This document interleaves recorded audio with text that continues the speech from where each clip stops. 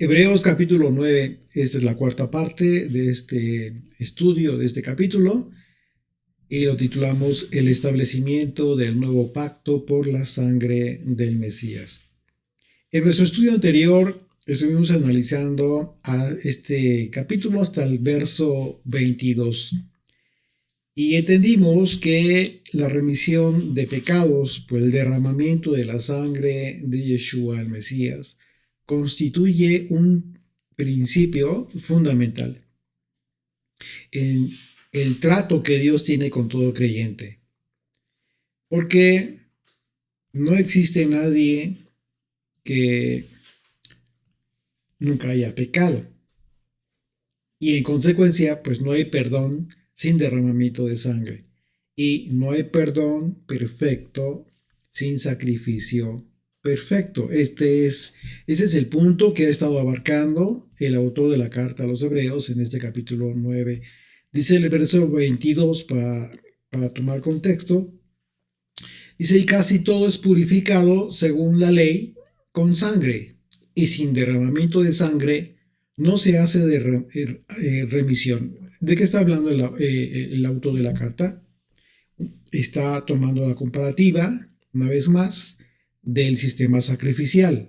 Lo que hizo Moisés en aquel momento en que leyó la ley al pueblo, llevó a cabo aquellos sacrificios y consagró al pueblo, consagró el libro, la ley, con sangre. Así de que, de acuerdo a lo que establece la Torá, la sangre, y no cualquier sangre, sino la de un animal perfecto, sin mancha, que es simbolismo de ser sin pecado, es una sangre bajo esa característica tenía efectos de purificación, una purificación ritual para poner algo en un estatus de una nueva condición aceptable para Dios. Lo que significa que eso que había sido purificado podía ser usado por Dios. Estamos hablando de cosas y personas. Recordemos que también los sacerdotes en su momento fueron consagrados, purificados por Moisés, también con sangre. ¿Recuerdan cómo es que los sacerdotes, en los sacerdotes fue colocada sangre en su oreja, ¿sí? En sus pies, etcétera? Todo este capítulo, todo este pasaje, todos estos acontecimientos ya los estudiamos. Y también los instrumentos, todo el tabernáculo. Entonces adquiría un nuevo estatus, una nueva condición para ser aceptable para Dios. Esto significa que eso que había sido purificado podía ser usado por Dios, y en ese sentido la purificación implica no solo la limpieza de la corrupción, sino que también implica la dedicación, la consagración, como en el caso de tanto los instrumentos, todos los elementos que fueron usados en el tabernáculo, como los sacerdotes en su momento. Entonces, algo muy importante que debemos observar es que no solo es relevante la muerte, como lo analizamos en el estudio anterior, sino que también debe haber derramamiento de sangre. ¿Por qué? Porque sin derramamiento de sangre no hay remisión de pecados. Y esto lo vemos a través, lo aprendemos a través de la enseñanza de la Torá, de todo el sistema sacrificial. Sin el derramamiento de la sangre, el poder y los efectos del pecado no eran removidos. La muerte en sí misma no era suficiente. Es por eso que el estudio de todas las implicaciones de la fiesta bíblica de la Pascua resulta muy, muy, muy importante, porque, como lo mencionamos en el estudio anterior, el Mesías murió exactamente en la Pascua. Y es por ello que cada vez que celebramos la Pascua, en realidad lo que estamos haciendo es conmemorar un festival de redención. Sí, por supuesto, recordamos lo que ocurrió en Egipto, porque es un mandamiento, pero también hacemos hincapié y tenemos muy presente lo que hizo Yeshua cuando tomó la Pascua con sus discípulos antes de ir a la cruz. Es la razón por la cual tenemos que tener en mente cada vez que celebramos la Pascua, lo que estamos celebrando, conmemorando, es nuestra redención. La importancia de la muerte y la sangre la vemos en el libro de Éxodo, justo, y bueno, el pasaje más característico que te da, te hace ver la relevancia de la sangre y de la muerte, por supuesto, justo lo vemos en el capítulo 12 del libro de Éxodo. Acompáñame tu Biblia, vamos a leer una porción del libro de Éxodo, capítulo 12, a partir del verso 21. Y vamos a poner atención en lo que ocurrió. Todos ya lo saben, ya lo sé, muchos se saben de memoria estos pasajes, pero yo te pido que pongas atención pero tomando en cuenta lo que estamos hablando, la relevancia de la muerte y la sangre, dos elementos fundamentales para la vida, para la redención. Lo que ocurrió en aquel entonces ocurre cada vez que hoy en día una persona recibe al Mesías en su vida, pero con un propósito bien definido y muy comprendido. Y para ello, tiene esta persona que entender lo que representa, lo que representó en su momento la sangre, la muerte, que trajo como resultado la redención, la vida, que es justo lo que hoy ocurre cada vez que una persona decide cambiar su vida y seguir al Mesías. Dice: Moisés convocó a todos los ancianos de Israel y les dijo: sacad y tomaos corderos por vuestras familias y sacrificad la Pascua. Y tomad un manojo de hisopo y mojadlo en la sangre que estará en el lebrillo. Estamos hablando ya de la sangre del cordero que había sido sacrificado, un cordero con características muy específicas que tenían que haber escogido para ese entonces, ya sacrificado. Dice: y ninguno de vosotros salga de las puertas de su casa hasta la mañana, porque el Señor pasará hiriendo a los egipcios, y cuando vea la sangre en el dintel y en los postes, pasará el Señor. Pasará. Pascua, Pesaj. Esta es la palabra que identifica esta fiesta, este acto que hizo el Señor, librarnos de la muerte. Entonces, cada vez que escuches hablar de la Pascua, cada vez que celebres la Pascua, ten en tu mente esto tan importante que hizo Dios. Una vez más, verso 23. Porque el Señor pasará hiriendo a los egipcios, y cuando vea la sangre en el dintel y en los dos postes, pasará el Señor aquella puerta y no dejará entrar al heridor en vuestras casas para herir. Estamos hablando de una herida de muerte. Verso 24. Guardaréis esto por estatuto para vosotros y para vuestros hijos, para siempre. Y cuando entréis en la tierra que el Señor os dará, como prometió, guardaréis este rito. Y cuando os dijeren vuestros hijos: ¿qué es este rito vuestro? Vosotros responderéis: es la víctima de la Pascua del Señor, el cual pasó por encima de las casas de los hijos de Israel en Egipto cuando hirió a los egipcios y libró nuestras casas. Entonces el pueblo se inclinó y adoró, y los hijos de Israel fueron e hicieron puntualmente así, como el Señor había mandado a Moisés y a Aarón. Si ponemos atención al pasaje, vemos que solo Solo fue por la sangre del cordero sacrificado que Dios no mató a los israelitas. ¿Te das cuenta de la relevancia que tiene la sangre? Es decir, si alguna de las casas de los israelitas no hubiera tenido la sangre en los dinteles y los postes de las puertas, ¿qué crees que hubiera pasado? No hubiera importado que fueran israelitas, Dios los hubiera matado. No hubiera habido diferencia. Eso significa que el ángel de la muerte llegó justo a la puerta de la casa de cada israelita y tuvo que haber visto la sangre derramada, la sangre en los postes y en los dinteles de las casas. De otra manera hubiera entrado y hubiera matado a quien hubiera estado en su interior, como ocurrió en todo Egipto, matando a todo primogénito. La 10ª plaga, la última plaga, que finalmente generó la liberación del pueblo de Israel. Y dice el verso 23, regresamos a Hebreos 9, verso 23.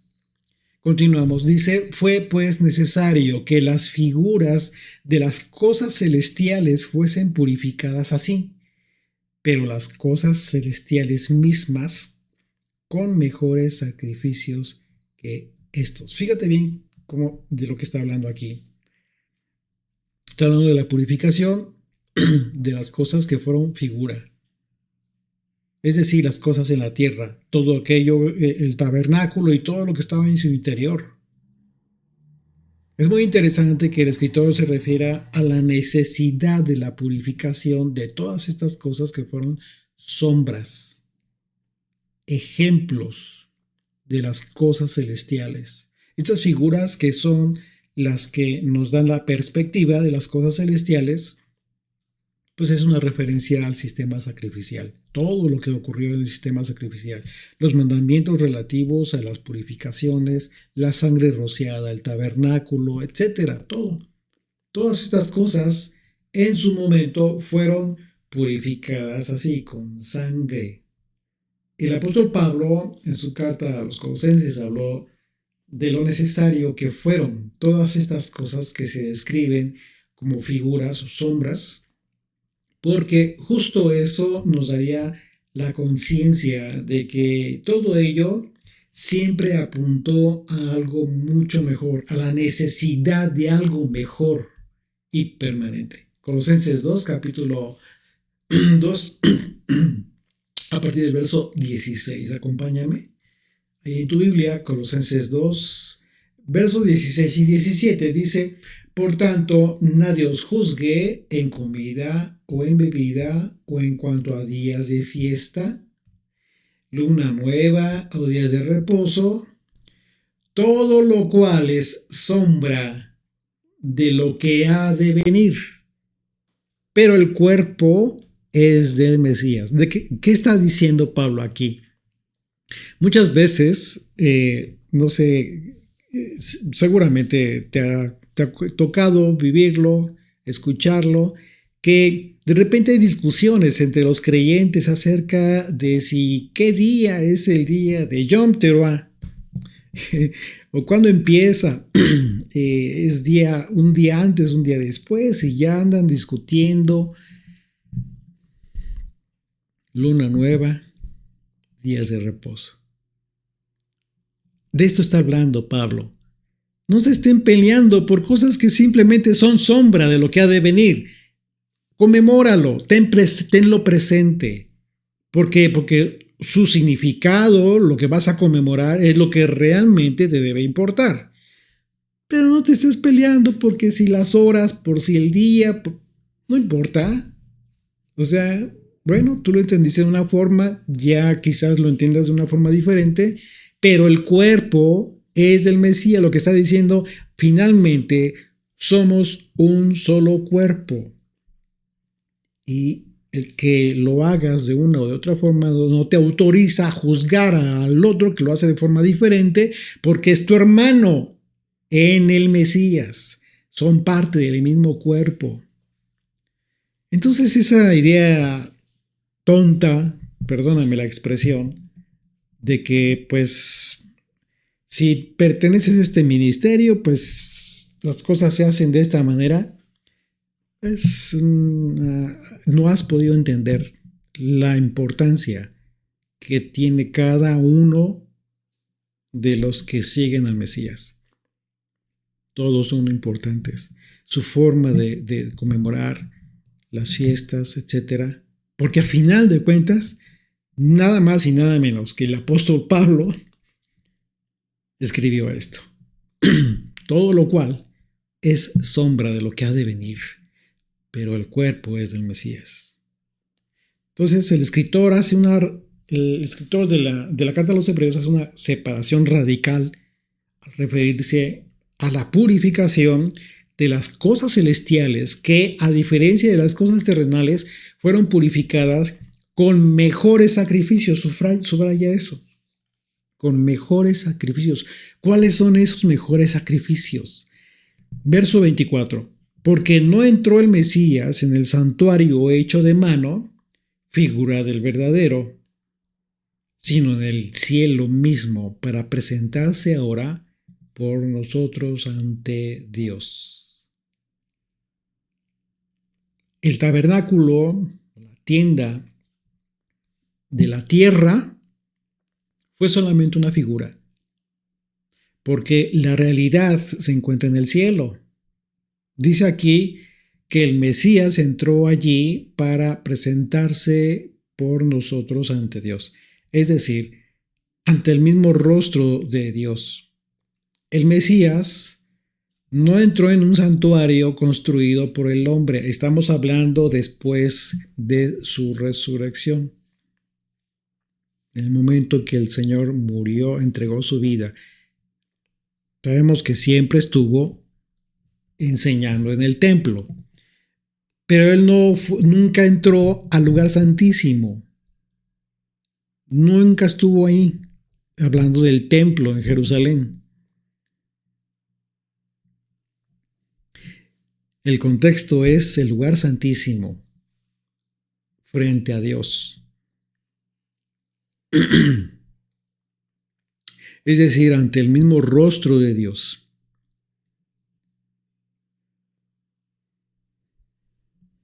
Él entró al santuario real en el cielo. Él murió en la tierra para salvarnos y Él vive en el cielo para mantenernos salvos.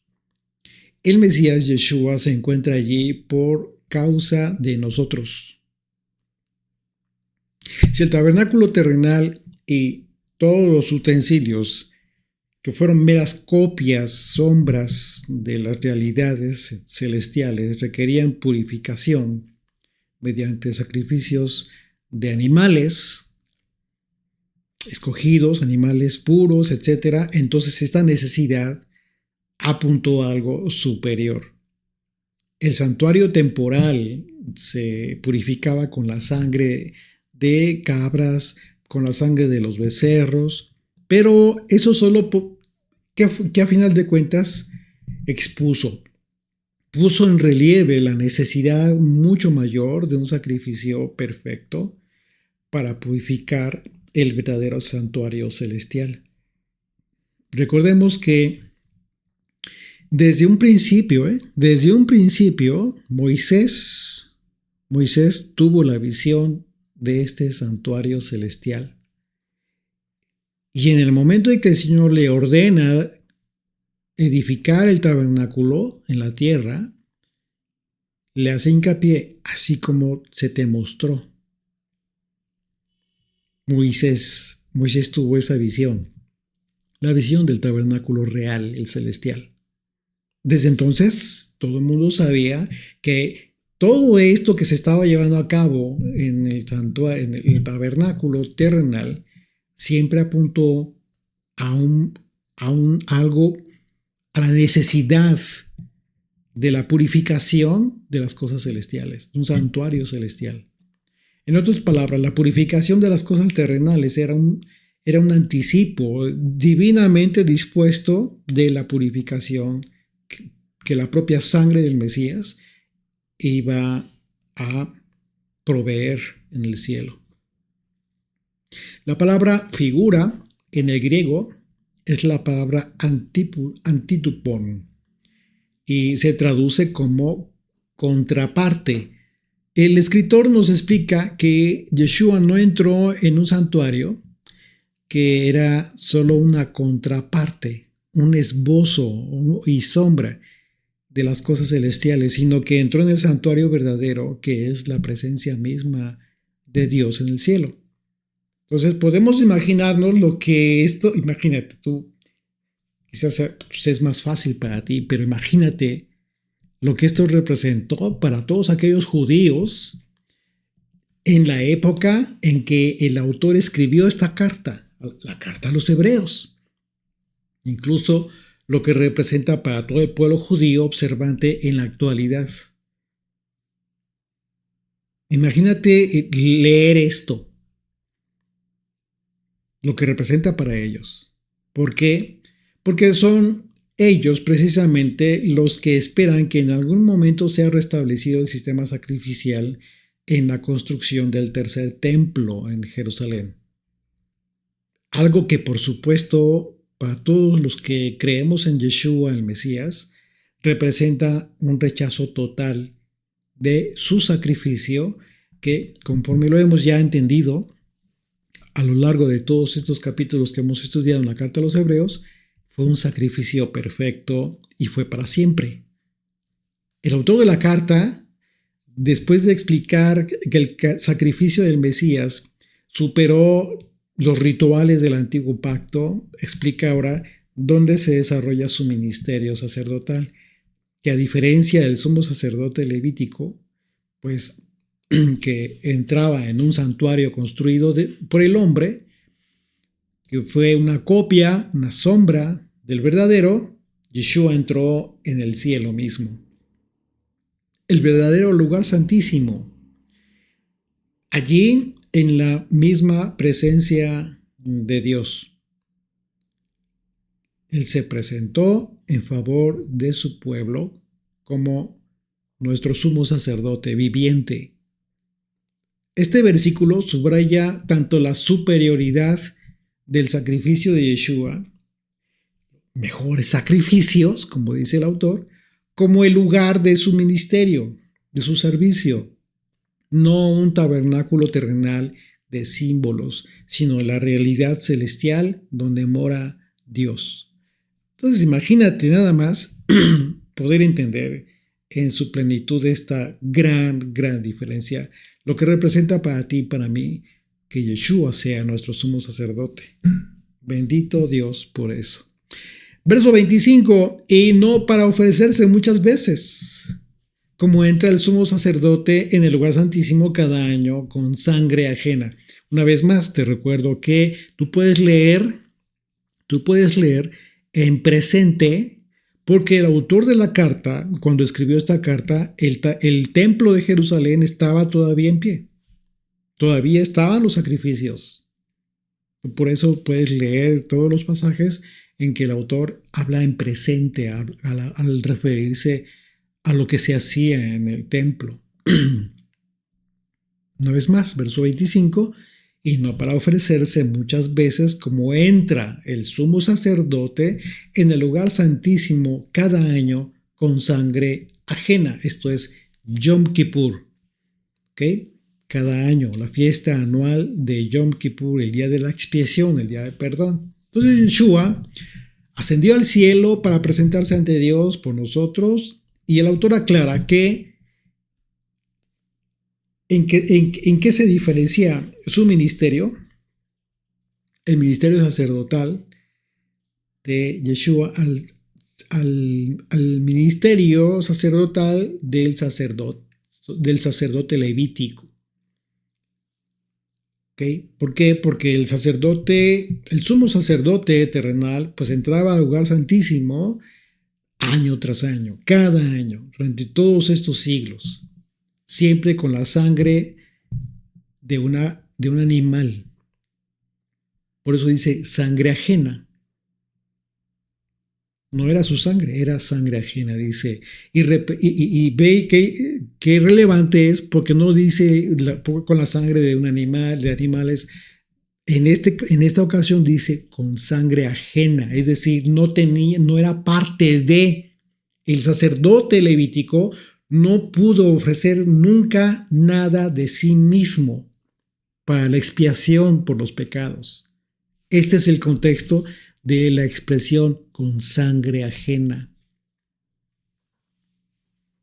Que a diferencia de Jesucristo, fue con su propia sangre que entró en el lugar santísimo y no en el templo terrenal, sino el celestial. La aparición de Yeshua ante Dios no consistía en ofrecerse a sí mismo repetidamente. ¿Por qué?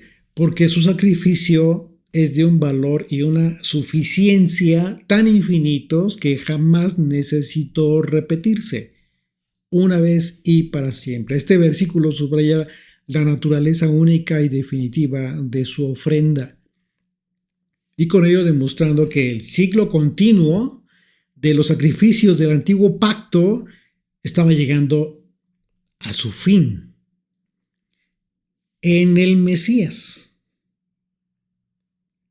Entonces no hay una ofrenda repetida del Mesías, Yeshua, a Dios, ni una toma repetida del cielo, ¿sí?, en nuestro favor, porque fue una sola vez y para siempre. Hebreos capítulo 10, verso 8, en el siguiente capítulo, verso 8 al 10, dice así, diciendo primero, fíjate bien lo que dice, lo que escribió. El autor de la carta dice, diciendo primero sacrificio y ofrenda y holocaustos y expiaciones por el pecado no quisiste, ni te agradaron, las cuales cosas se ofrecen según la ley. Y diciendo luego, he aquí vengo. Esto es muy, muy importante. Lo vamos a estudiar ya que estemos en este capítulo. De hecho, es el siguiente capítulo que vamos a estudiar. Pero fíjate bien qué importante está hablando aquí el autor de la carta. Está hablando del momento en el que fue designado Yeshua, el Mesías, para el sacrificio. No es que Dios no haya estado en desacuerdo con su propia ley. No es en ese sentido, sino para el momento de la redención del mundo, dice sacrificio y ofrenda y holocaustos y expiaciones por el pecado no quisiste, ni te agradaron, las cuales se ofrecen cosas según se ofrece en la ley. Y diciendo luego, he aquí vengo, oh Dios, para hacer tu voluntad. Entonces, quítalo primero para establecer esto último, es decir, tu voluntad, mi sacrificio. En esa voluntad somos santificados mediante la ofrenda del cuerpo de Jesucristo, hecha una vez y para siempre.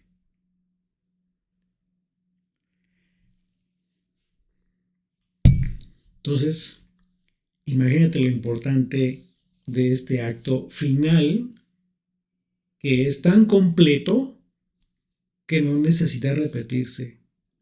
La entrada de nuestro Señor, una vez y para siempre, al lugar santísimo, aseguró la entrada de su pueblo, aseguró nuestra entrada ante Dios, porque cuando nuestro Señor entró en el lugar santísimo, el velo se rasgó. ¿Qué significó?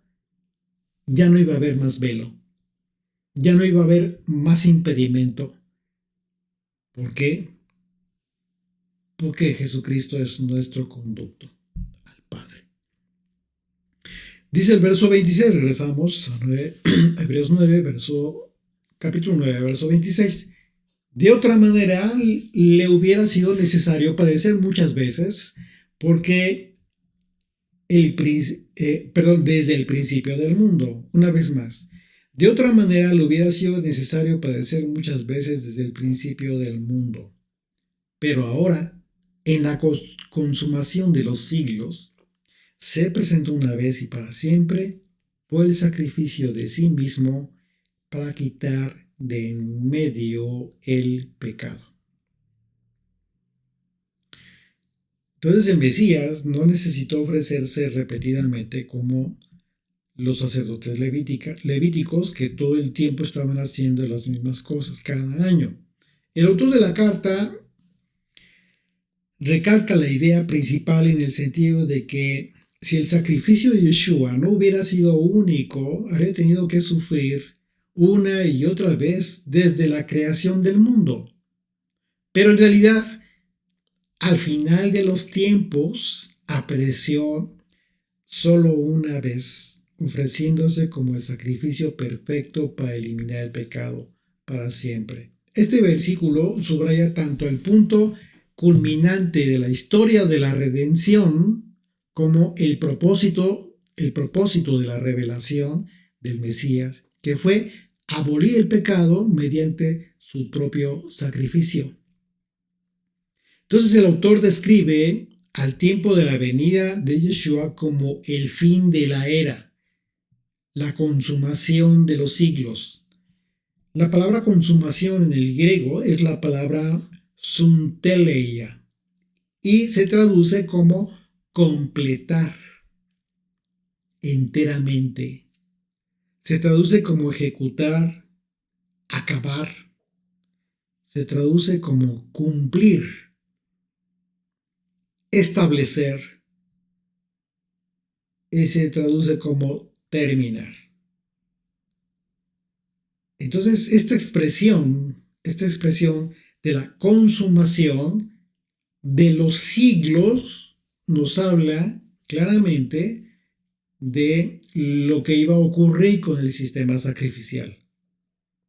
Y a partir de lo que se estaba estableciendo en un nuevo servicio, un nuevo ministerio a cargo de un sumo sacerdote para siempre.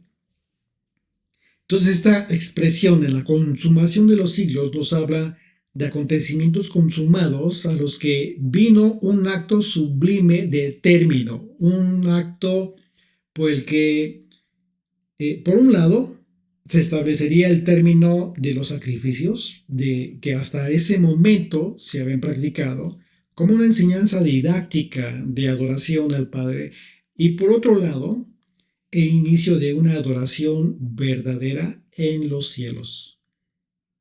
Un inicio marcado por este acto que determinó la consumación de los siglos.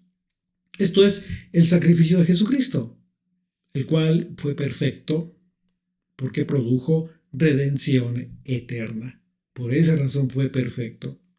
Y por esa razón fue único. Una vez más, independientemente de que el culto que se practicaba en este templo dejó de tener vigencia, debemos entender la importancia que tiene la ley para tener una perspectiva correcta de lo que generó Yeshua con su sacrificio, sustituyendo a los sacrificios que se llevaban a cabo en el templo y sus propósitos terrenales. Porque Yeshua nos hizo una clara advertencia acerca de sus mandamientos. ¿Qué fue lo que nos dijo el Señor? Si me aman, cumplan mis mandamientos. Y eso no lo dijo hasta que Él ascendía al Padre, no. Él lo dijo para que continuemos honrándolo. Si tú dices que amas a Jesucristo, ya entendiste lo que hizo por ti, tienes que cumplir sus mandamientos. Y sus mandamientos son los mandamientos del Padre, porque Él mismo lo dijo. Lo que yo les digo no es de mí, sino de mi Padre que me lo ha dado para dárselos a ustedes. Él estaba hablando de la ley que fue dada a Moisés para que el pueblo honrara a Dios a través de su cumplimiento. Y Jesucristo lo vino a confirmar. Si me aman, guarden mis mandamientos. Entonces te das cuenta que importante es entender en qué contexto dejó de tener efectos el sistema sacrificial en la vida práctica, pero no en el cumplimiento de la ley en el espíritu. Ahorita lo vamos a ver. Esto ya lo hemos analizado, pero es importante que todo esto que estábamos leyendo, entendiendo en la carta a los hebreos, lo puedas tú comprender en contexto. Entonces, si ahora, hasta ahora el escritor nos ha expresado que toda la ley sacrificial fue una figura o sombra de las cosas celestiales, debemos comprender lo que Yeshua habló acerca de obedecer sus mandamientos, si es que en verdad le amamos. Porque no se trata de dejar de cumplir los mandamientos que expresaron el sistema sacrificial, porque ya no hay más sacrificios animales.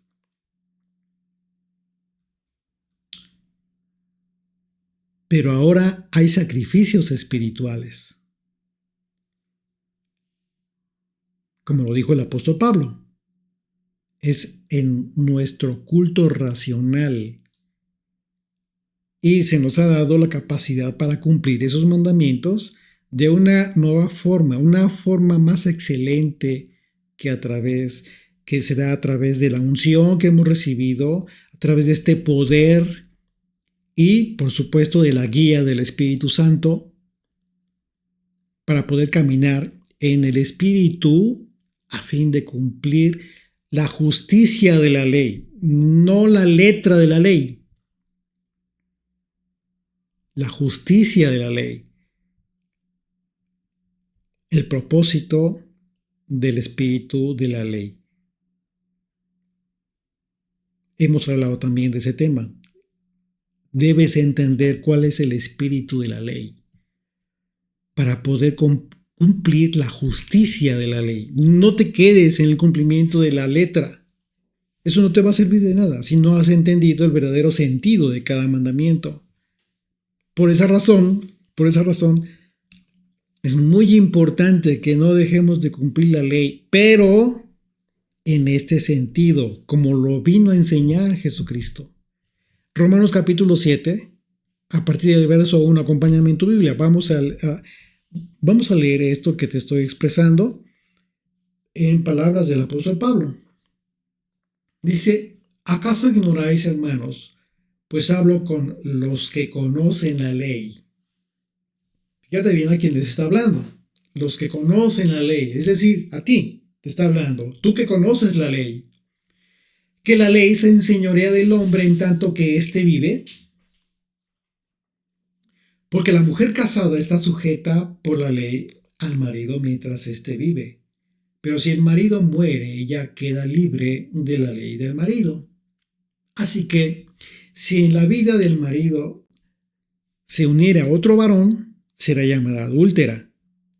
Pero si su marido muriere, es libre de esa ley. De tal manera que si uniere a otro marido, no será adúltera. Así que también vosotros, hermanos míos, habéis muerto a la ley mediante el cuerpo del Mesías, para que seáis de otro, es decir, ya resucitado, del que resucitó de los muertos, a fin de que llevemos fruto para Dios. Porque mientras estábamos en la carne, las pasiones pecaminosas que eran por la ley obraban en nuestros miembros, llevando fruto para muerte. Pero ahora estamos libres de la ley por haber muerto para aquella en que estábamos sujetos. De modo que, es decir, ¿por qué sujetos? Porque estábamos en la carne. Pero a través de que Yeshua está en ti, dice, de modo que sirves bajo el régimen nuevo del Espíritu. El régimen nuevo está hablando de la ley. Nuevo del espíritu y no bajo el régimen viejo de la letra. ¿Estás entendiendo esto? ¿Por qué puso este ejemplo en la práctica acerca de la mujer que es casada? Porque tienes que pensar que te está hablando de Israel, del pueblo de Dios, para no crear problema. Está hablando del pueblo de Dios como la mujer que tiene un marido antes, antes de la venida de Jesucristo. Y es la ley, el ayo del que habla Pablo. Una vez más, voy a leerlo y ten en tu mente esto, de que cuando habla de la mujer, habla del pueblo de Dios, antes de la venida del Señor. Fíjate bien, dice, ¿acaso ignoráis, hermanos? Pues hablo con los que conocen la ley, que la ley se enseñorea del hombre, entre tanto que éste vive. Está hablando de la ley antes del Señor. Porque la mujer casada está sujeta por la ley al marido mientras éste vive. Todo el sistema sacrificial estuvo vigente antes del Mesías. Pero si el marido muere, ella queda libre de la ley del marido. En ese entonces, recuerden, todo el tiempo del ministerio de Jesucristo, ¿qué fue lo que enseñó? La ley. Toda su enseñanza siempre nos remitió a la ley de Moisés. Pero él estaba vivo. Y con él iba a llegar la culminación de una etapa como lo dice aquí el autor de la Carta a los Hebreos, la culminación de los siglos. Porque la mujer casada estaba sujeta por la ley al marido mientras éste vive. Pero si el marido muere, en este momento de la muerte del Señor, ella queda libre de la ley del marido, de la ley escrita. Así que si en vida del marido se uniere a otro varón, es decir, antes del Señor, si tú como el pueblo de Dios hubiera, ¿qué fue lo que ocurrió en muchas otras ocasiones? Adoraban otros dioses, se iban a la idolatría y fueron castigados por eso. ¿Por qué? Porque cayeron en adulterio. El adulterio espiritual. Por eso dice, será llamada adúltera. Pero si su marido muriere, como ocurrió, el Señor murió, es libre de esa ley. La ley escrita, material, sistema sacrificial, de tal manera que si se uniera a otro marido, es decir, al resucitado, no será adúltera. Así también vosotros, hermanos míos, habéis muerto a la ley mediante el cuerpo del Mesías, ya lo está diciendo aquí, para que seáis de otro, del que resucitó de los muertos, a fin de que llevemos fruto para Dios. Porque mientras estábamos en la carne, las pasiones pecaminosas que eran por la ley, por supuesto, antes del Espíritu Santo, obraban en nuestros miembros, llevando fruto para muerte. Pero ahora estamos libres de la ley pura material, por haber muerto para aquella en que estábamos sujetos, de modo que sirvamos bajo el régimen nuevo, es decir, bajo la justicia de la ley del Espíritu y no bajo el régimen viejo de la letra. Entonces tienes que entender que en ningún momento Pablo dijo que dejaras la ley, sino que tengas un nuevo entendimiento de la ley. Entiendas el nuevo régimen que esa ley te está expresando para que cumplas la ley, pero cumplas la justicia de la ley, más que la propia ley, que a final de cuentas es muerta. Y todo eso es por el Espíritu de Dios, que nos permite, nos hace aptos para poder entenderlo y poder cumplirlo. Dependemos del Señor, de su Espíritu. Entonces, solo cuando entendemos la ley bajo un nuevo entendimiento, somos capaces de percibir y de apreciar y con ese conocimiento responder apropiadamente a la obra plena y suficiente del Mesías, porque compró para nosotros redención eterna. Porque para eso fue manifestado. Verso 27. Regresamos a Hebreos 9, verso 27. Y de la manera que está establecido para los hombres que mueran una sola vez y después de esto el juicio. Esta es una ley establecida por Dios, que los hombres mueran una sola vez y después el juicio. Así es de que morimos una vez y para siempre. De modo que si ya estamos enterados que después vendrá el juicio, debemos estar apercibidos de que habrá consecuencias eternas derivado de dicho juicio. Y justo la profecía de Daniel nos advierte en qué sentido serán esas consecuencias para todos. Para todos. Daniel capítulo 12, a partir del verso 2, dice: y muchos de los que duermen en el polvo de la tierra serán despertados. Hablando de la resurrección, del tiempo de la resurrección de todos los muertos. Unos para vida eterna y otros para vergüenza y confusión perpetua. Aquí está la separación de unos y otros. Los entendidos resplandecerán como el resplandor del firmamento.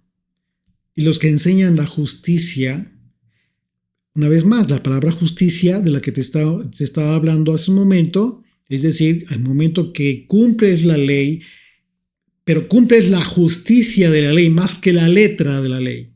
No te quedas en el cumplimiento de la letra de la ley, sino que cumples la justicia de la ley. Y enseñas a eso, enseñas a que cumplan la justicia de la ley las personas.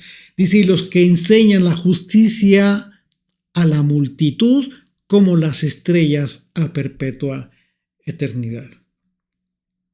Este juicio está basado solamente en la decisión que tomaste de qué hacer con la verdad del Mesías. La verdad que tú estás recibiendo acerca del Mesías. Porque si aceptaste su redención y recibiste el acto del derramamiento de su sangre como el elemento de tu redención para la remisión de tu pecado, entonces Dios te ve como la consecuencia de la justicia de su Hijo unigénito, el Mesías.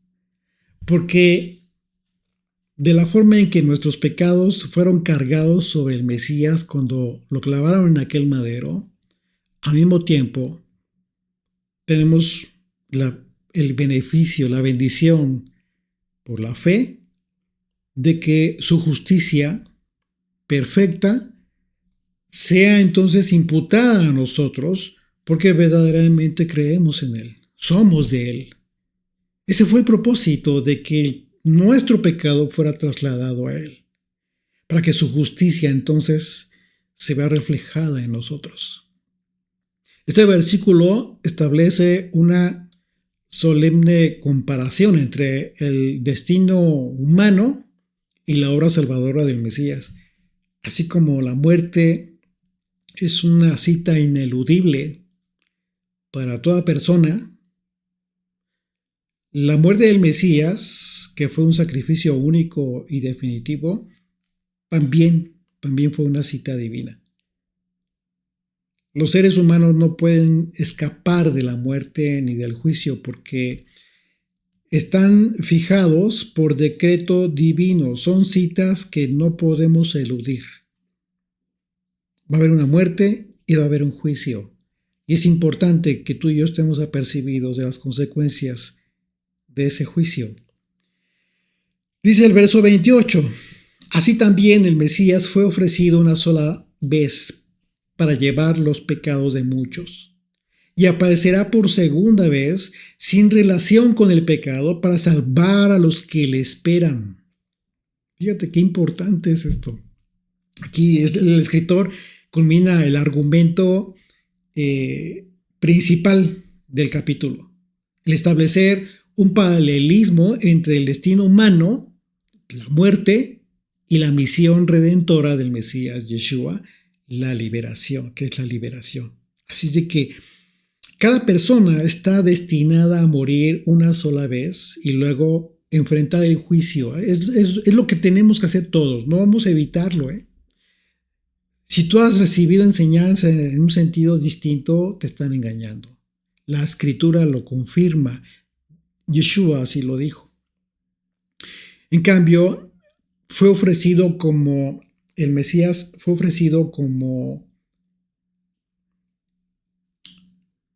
el que cargó nuestro pecado, el pecado de muchos, cumpliendo el papel de siervo sufriente, como lo profetizó Isaías en capítulo 53 de su profecía.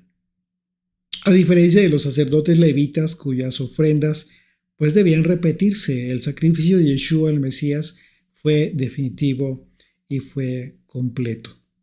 El versículo también dirige nuestra mirada hacia el futuro. Desde la primera venida, que tenía como propósito lidiar con el pecado, hasta su segunda venida, que será libre de pecado, por supuesto, porque vendrá como rey y traerá la salvación y la liberación totalmente anheladas por quienes lo esperamos. Este versículo abarca ambas manifestaciones del Mesías, su expiación, la expiación consumada en el pasado y su regreso para la consumación. Y con esto afianza nuestra esperanza como creyentes en la obra definitiva del Mesías y su prometido regreso para llevarnos a casa. Qué hermoso y qué maravilloso. El profeta Isaías refirió justamente este aspecto del momento tan importante que representó nuestra redención. Dijo, con todo eso el Señor quiso quebrantarlo, sujetándole a padecimiento. Cuando haya puesto su vida en expiación por el pecado, verá linaje, vivirá por largos días, y la voluntad del Señor será en su mano prosperada. Verá el fruto de la aflicción de su alma, y quedará satisfecho. Por su conocimiento justificará mi siervo justo a muchos, y llevará las iniquidades de ellos. Por tanto, yo le daré parte con los grandes, y los fuertes repartirá despojos. Por cuanto derramó su vida hasta la muerte, y fue contado con los pecadores, habiendo él llevado el pecado de muchos y orado por los transgresores. Amén.